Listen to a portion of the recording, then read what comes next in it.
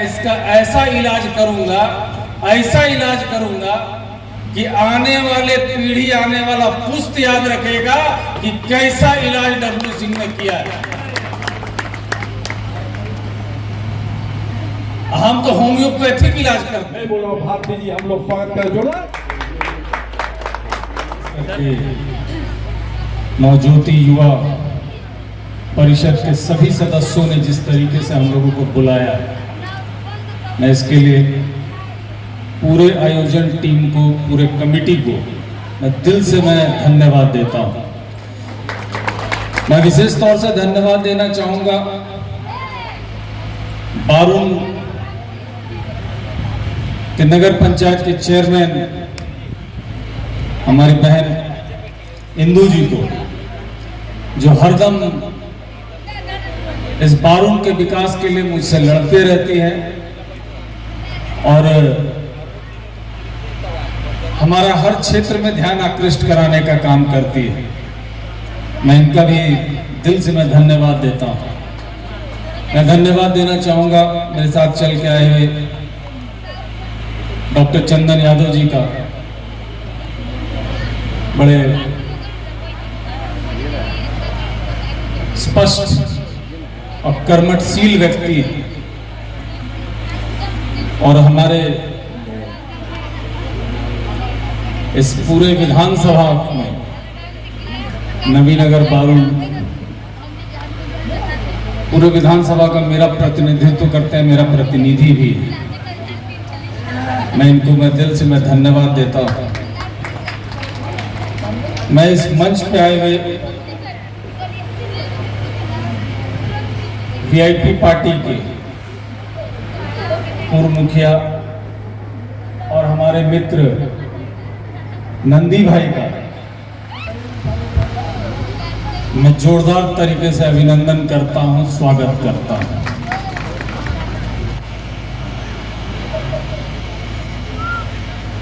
क्योंकि यहाँ पे बहुत टाइम हो गया और दोनों ब्यास बड़ा दूर से आए हैं, गुड्डू जी और मंजे।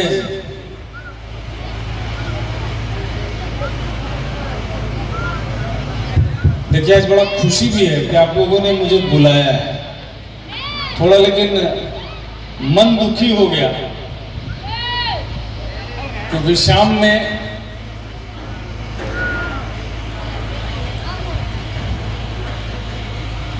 यहाँ नीचे में प्रेस के लोग बैठे हैं। आप ही के माध्यम से हम लोगों को जानकारी मिली कि हमारे हिंदुस्तान के अंदर में कश्मीर में करीब 30 पर्यटकों की गोली मार के हत्या कर दी गई। मन बड़ा विचलित हो गया, बड़ा दुखी हो गया।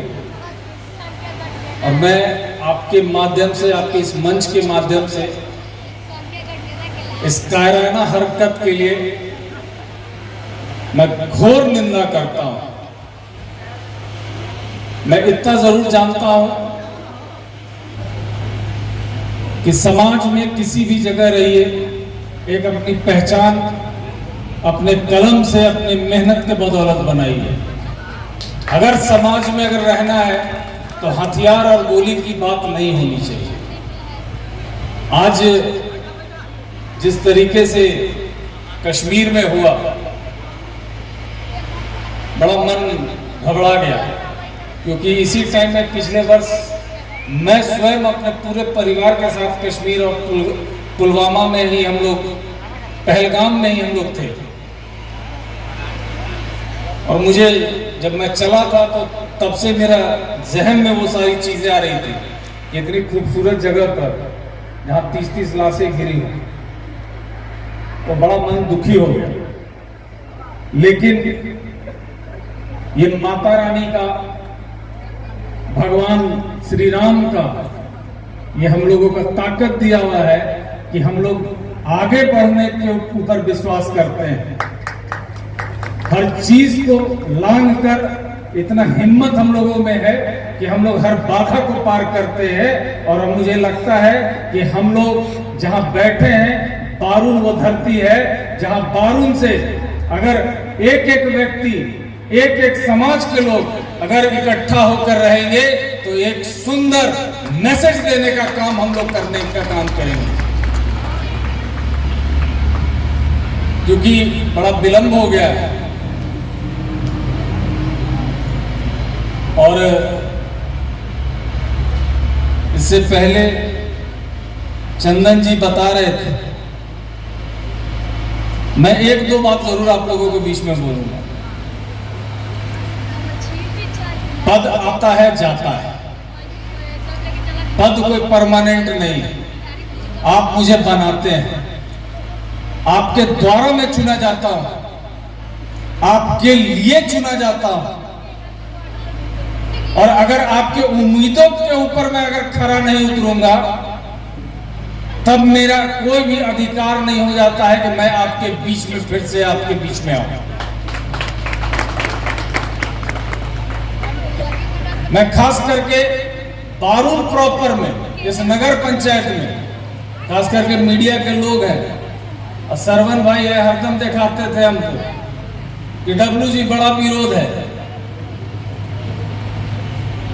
थाना के सामने ही जाम लगल है, फ्लाई ऐश गिर रहा है, कोई नेता आता नहीं है, कोई बात नहीं करता है। मैं हरदम कहता था कि मैं इसका ऐसा इलाज करूंगा, ऐसा इलाज करूंगा कि आने वाले पीढ़ी, आने वाला पुश्त याद रखेगा कि कैसा इलाज डब्लू सिंह ने किया है। हम तो होम्योपैथिक इलाज करते हैं।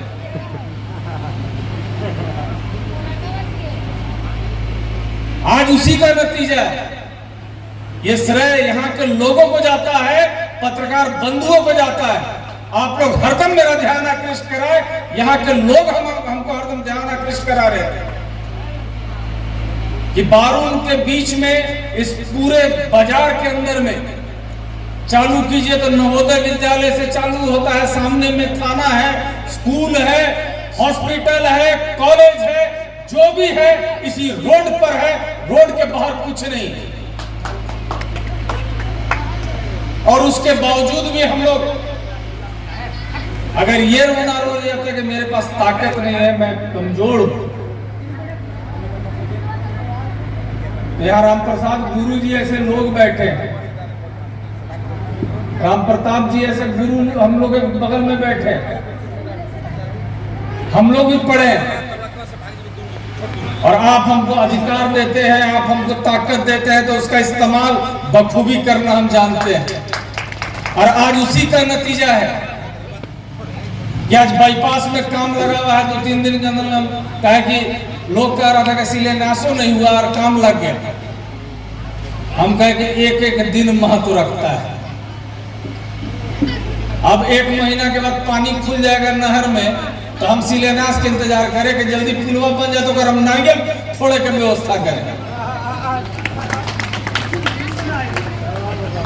यहाँ के नौजवान हमको कह रहे थे, हमको याद है कि जब तेजस्वी जी इसी एनीकट पे आए थे और वहां पे भाषण दे रहे थे, तो लोग हमको दिखा रहे थे, वहां के नौजवान दिखा रहे थे, और खास करके इस मंच पे जो लोग बैठे हैं, राजेश भाइयों के जितने लोग थे, वो लोग उस दिन भी हमारा ध्यान आकृष्ट करा थे कि डब्लू बाबू अगर आप बाउंड्रियों करा दीजिएगा ना तो तनी सुरक्षित हो जाएगा।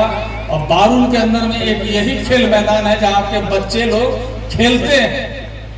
वहां खेलने से ज्यादा जरूरी जो मुझे समझ में आया, हमारे नौजवान जितने लड़के हैं आज कम से कम उस मैदान के अंदर में अपना पसीना बहाते हैं, अपनी किस्मत को लिखने का पसीना बहाते हैं। वो सिविल सर्विसेज का तैयारी करना हो कि एक सिपाही, एक चपरासी की तैयारी करना हो, अगर लड़के फिजिकली फिट नहीं होंगे तब वो आगे नहीं बढ़ सकते हैं। उसके लिए किसी भी हाल में बारूल के अंदर में एक स्टेडियम की जरूरत थी, जो आज बन के तैयार है।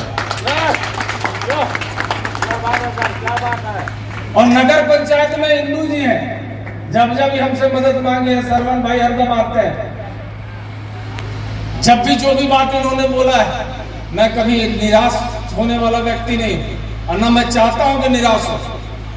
ऐसा नहीं है, अभी क्या हमारा तनी होने से हम आ रहे थे तो हमको लगा कि गुरुजी ऐसा ना कि डांटेंगे, फिर हमको याद आया कि ना गुरुजी हमरा कुछ ना बोल सकते हैं, इसलिए ना बोल सकते क्या कि इन करो गाँव में भी बड़का रोडे को बन मारी थी।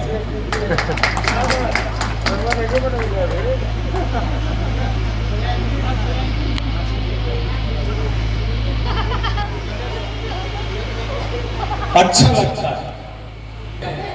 मैं हरदम कहा कि लड़ना है तो विकास के लिए लड़े।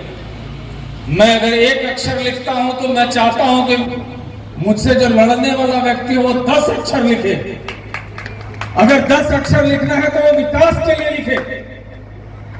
अगर यहां पे अगर कोई समस्या होता है तो केवल बरगलाने का काम नहीं कीजिए, उसको सर जमीन पे उतारने का काम कीजिए। और तभी यह संभव हो पाएगा तब जब आप ईमानदारी से काम करने की इच्छा रखेगा, तब ही सब ये संभव हो पाएगा। अभी यहाँ के लोग हमको बता रहे थे कि डब्लू बाबू, क्योंकि हमारे पास आए भी थे कि दुर्गा मंडप बनाना है, नाट्य कला मंच भी बनाना है, तो थोड़ा तो विलंब हुआ है। मैं तो जरूर कहूंगा कि थोड़ा सा विलंब किए, लेकिन निराश नहीं हुई। मैं उतना जरूर रखता हूं, मैं आप लोगों को आश्वस्त कर देता हूं कि आप लोगों ने जिस उम्मीद के साथ अपने भाई को